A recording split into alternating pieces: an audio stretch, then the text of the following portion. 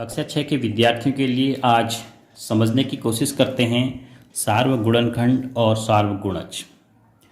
जैसा कि आप पिछले वीडियो में गुणनखंड और गुणज के बारे में समझ चुके होंगे, तो अब एक शब्द उसके आगे लिखा है सार्व। इस सार्व का अंग्रेजी में मतलब होता है कॉमन,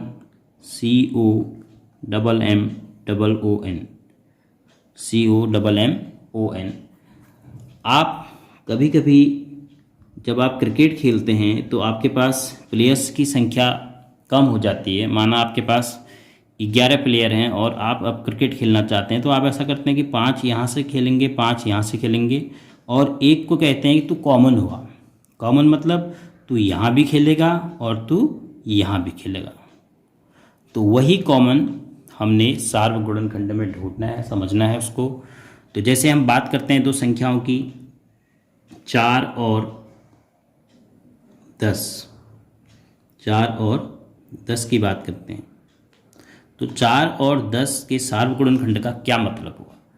तो सबसे पहले अगर हम 4 के गुणनखंड लिखेंगे तो 4 के हमें गुणनखंड मिलेंगे 1, 2, 4।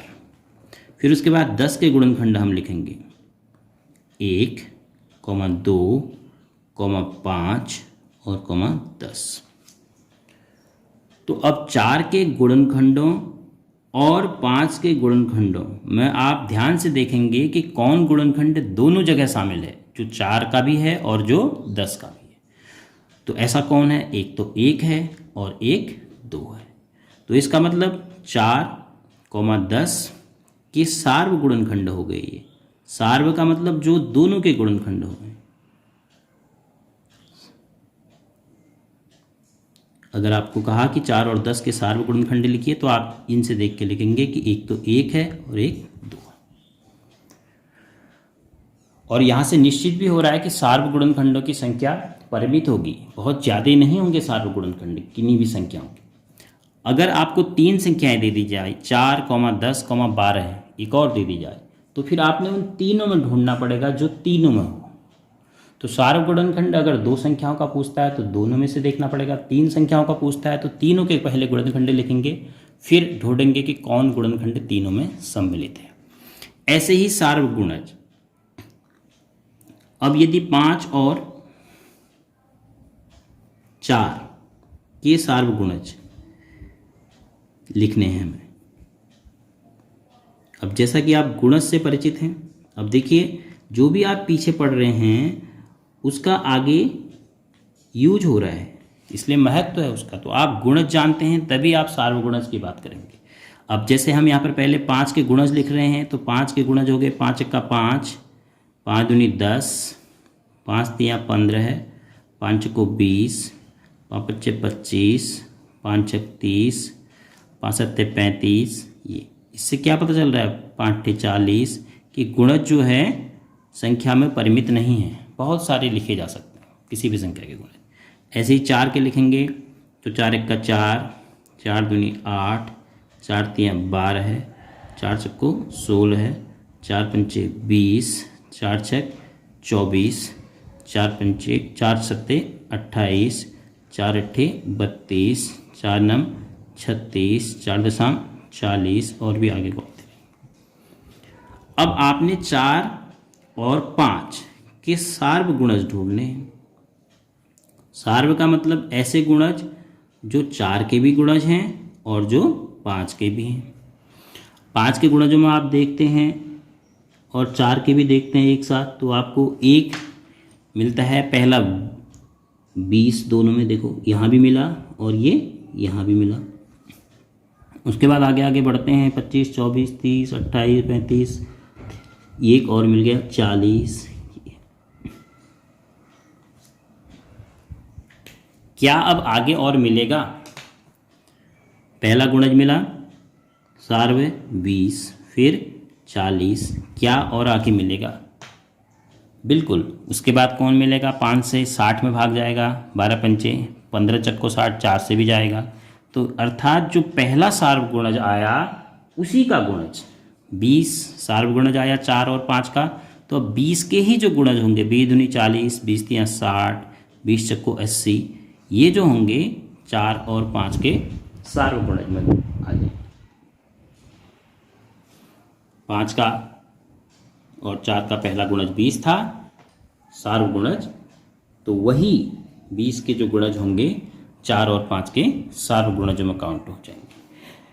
तो अब आप सोचिए, क्या 4 और 5 के सार्वगुणजों की संख्या निश्चित है? क्या हम गिन सकते हैं? नहीं। आपको बहुत सारे गुणज मिल सकते हैं जो 4 और 5 के कॉमन गुणज हो, वो 4 के भी हों वो 5 के भी। तो मैं समझता हूँ कि अगर आप सार्वगुणज और सार्वगुणनखंड समझ गए हैं तो हम प्रश्नावली के प्रश्न को शुरू करते हैं। प्रश्नावली 3.4, और वह प्रश्नावली आपके लिए अब आसान भी होगी। एक और चीज़ इसमें है, परस्पर, बहुत बार एक शब्द आपको मिलेगा परस्पर सहअभाज्य, परस्पर अभाज्य या सहअभाज्य। सह का मतलब ही परस्पर हो गया, सहअभाज्य या परस्पर अभाज्य संख्याएं किसे कहते हैं?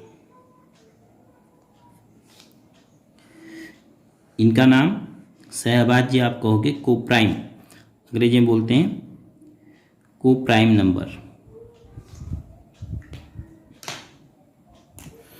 परस्पर अभाज्य का मतलब ऐसी दो संख्याएं जिनमें एक के अतिरिक्त किसी और से भाग न जाए। जैसे 5 और 12 की अगर हम बात करें, 5 के गुणनखंड लिखेंगे तो आपको मिलेंगे 1 और 5, अर्थात 5 में किस किस का भाग जा सकता है पूरी बार? एक तो 1 का और एक 5 का। 12 में 1 का पूरी बार भाग जा सकता है, 2 का, 3 का, 4 का, 6 का और 12 का। अब आप देखिए 5 और 12 में 1 के अतिरिक्त किसी भी और संख्या का भाग पूरी बार नहीं जा सकता है। तो ऐसी संख्याएं परस्पर अभाज्य या सहअभाज्य संख्याएं कहलाती हैं। तो सहअभाज्य संख्या का मतलब हुआ दो ऐसी संख्याएं जिनका सार्वगुणनखंड 1 के अतिरिक्त कोई दूसरा नहीं होगा, क्योंकि 1 के अतिरिक्त अगर किसी और से भाग जाता 5 और 12 में तो जरूर हमें वो मिलता और वो सार्वगुणनखंड हो जाता। 5 और 12 का एकमात्र सार्वगुणनखंड क्या है? 1 है। तो परस्पर अभाज्य सहअभाज्य संख्याएं आपको ध्यान में रखनी है, और जब भी ये भिन्न के रूप में आएंगी आप इनको सरल भी नहीं कर सकते और कैंसिल नहीं करेंगे। जैसे आपके पास एक संख्या 22/15 है, ये आ जाती, आपसे कहा जाए कि इसको और निम्नतम रूप में बदल नहीं पाएंगे। क्यों? क्योंकि ये दोनों संख्याएं सहअभाज्य हैं। 22 और 15 में किसी का भी भाग नहीं जाता है 1 के अतिरिक्त। तो जब भी आपको सहअभाज्य संख्याएं अंश और हर में मिलेंगी तो उसको आप और अधिक निम्नतम रूप में नहीं बदल पाएंगे। तो इन 3 चीज़ों के बाद सार्वगुणनखंड, सार्वगुणज और सहअभाज्य संख्या को समझने के बाद प्रश्नावली के प्रश्नों को समझने में आसानी होगी। तो हम अगले वीडियो में बात करते हैं प्रश्नावली 3.4 के प्रश्नों की।